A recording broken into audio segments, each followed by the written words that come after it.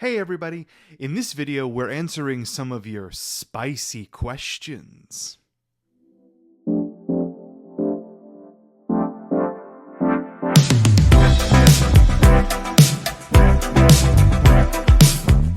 Hey everybody, welcome back. So, for the most part, ASTAT advice is a very wholesome internet project. But for all the very wholesome questions I also get a number of questions from folks that are a little more on the spicy side.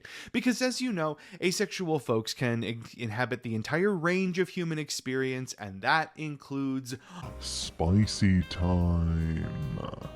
So I wanted to take some time to answer just a couple of the questions that address asexuality and how it interacts with that spicier side of life. And let's get right into it. So the first question comes from one of my Patreon subscribers, Ty. And Ty wants to know, what's the difference between honestly doing something to please a partner and acting or faking it? This is something that I recognize and resonate with. I am a sex-favorable asexual person, and so I have had those moments myself where sometimes I am honestly doing something to please my partner. I am honestly doing it because I want to be there in the moment. And I have been in those situations where I am going through the motions and doing what's expected of me, but I am a good bit disconnected from what is happening. And I'm kind of acting and kind of faking it. I think the first important distinction here is enthusiastic consent. When we are intentionally and very purposefully choosing to do something to please our partner, that is something that we are participating in fully. We are enthusiastically consenting. We are all in. When it's moving into the acting it or faking it, that enthusiastic consent, that all-in feeling isn't going to be there, because we're not enthusiastically consenting. We are not all there. I often refer to those acting it or faking it moments as going to Epcot. I am someplace else, or a part of me is someplace else. And that's a pretty solid way to make that distinction between those two things. Am I showing up 100%? Am I enthusiastically behind this thing that I'm doing? If so, that's honestly doing something to please your partner. If not, that might be moving into the acting it or faking it, or at least just going along for the ride. Something else that I think is important to remember here is that we can actively seek pleasure through doing something for someone else. I think sometimes there is a perception that seeking pleasure is often about either kind of actively doing something for us or asking for things from other people to do for us or to us. But that isn't always the case. Sometimes we can find great pleasure and great enjoyment for ourselves in doing things expressly for other people. And this is something that you can be thinking about when you're in those situations. You're not really sure what's happening. You are honestly doing something to please a partner if you are in fact sort of seeking your own pleasure out of doing it. If pleasing your partner is something that makes you happy, if pleasing your partner is something that feels good to you, if pleasing your partner is something that brings you a kind of pleasure, then that is an honest doing of a thing.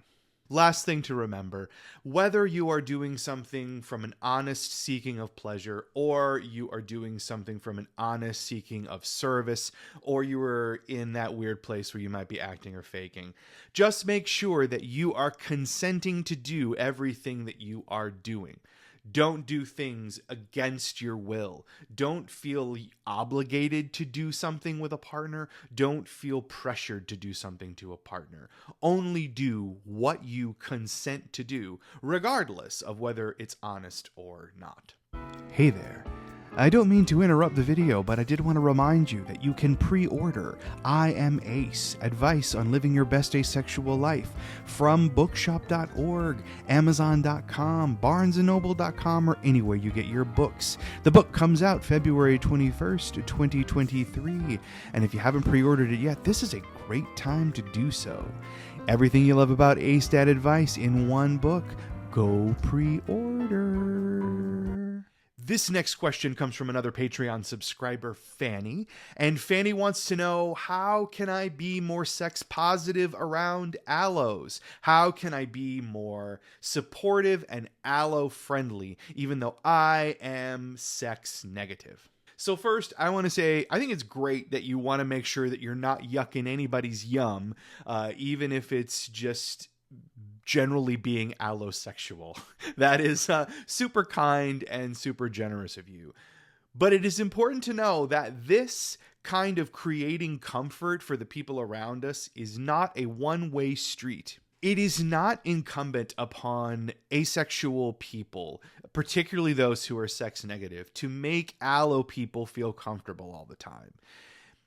A lot of times that pressure that we feel to accommodate aloe people in our circles and accommodate the things that aloe folks talk about or do that make us really uncomfortable if we are sex negative asexual people or sex averse or just any kind of asexual person, that comes from us feeling as though we have to apologize for our asexuality all the time.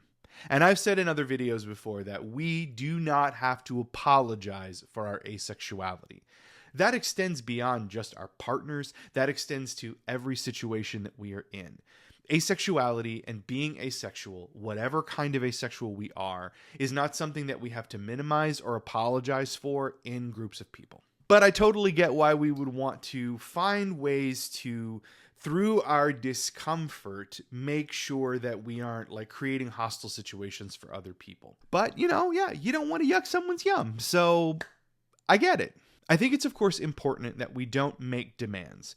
We don't want aloe people to demand things about us, about how we feel, and about how we behave, and about what we're comfortable with. We don't want those demands put on us. And so I think it's fair to say, well, I'm not going to make demands on you. However, we can create boundaries with the aloe people in our lives that are strong, clear, and fair. A really good way to create a clear, strong, and fair boundary with someone, whether that be a partner, a family member, or your circle of friends, is to create a cause and effect boundary. A boundary that says, if and when this thing happens, then my response to that will probably look like this. These kind of boundaries look like, hey guys, look, I know that you like to talk about sex a lot, but if our conversation focuses on sex, I am probably going to step away from that conversation because it makes me uncomfortable. That is not a demand on anybody else's behavior. That is not an insistence or a condemnation of anybody else's behavior. That's just a clear boundary. If this happens, this is what I am going to do to make myself feel better and make myself feel safe. This might be a really good way for you to set strong boundaries with aloe folks in your circle who may be a little like sex-brained and a little sex-crazy.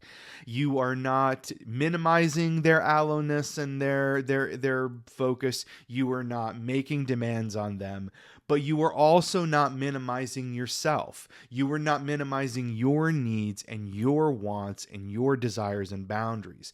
Both things are held in equal weight, and they can then make decisions based on how they feel about that boundary. They can then choose to be supportive of you so that you don't have to exercise your boundary.